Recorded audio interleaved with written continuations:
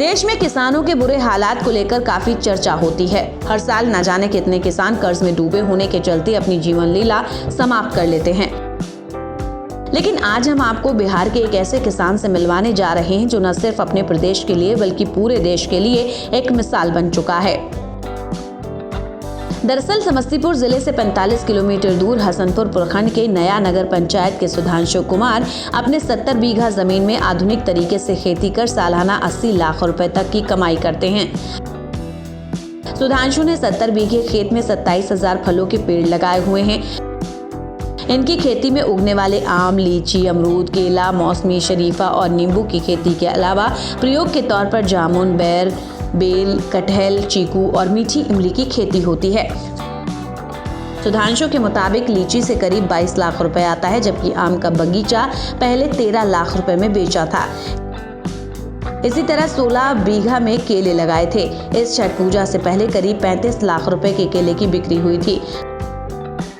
कुल मिलाकर देखा जाए तो फलों की खेती में टर्नओवर बहुत ज्यादा है। खेती के अलावा सुधांशु कड़कनाथ मुर्गी पालन और डेयरी का भी कारोबार शुरू कर चुके हैं। अपने खेत में ही कड़कनाथ मुर्गे के 500 चूजे का एक पोल्ट्री फार्म खोला है। अलग अलग नस्ल के गाय को रखकर डेयरी प्रोजेक्ट पर भी काम कर रहे हैं।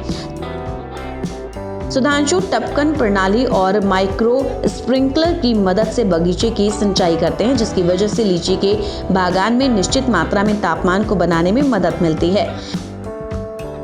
करीब 70 बीघे में लगे खेत की निगरानी, सिंचाई और खेत में लगे पौधों तक खाद पहुंचाने के लिए उन्होंने अपने खेत को वायरलेस ब्रॉडबैंड इंटरनेट नेटवर्क से जोड़ दिया है।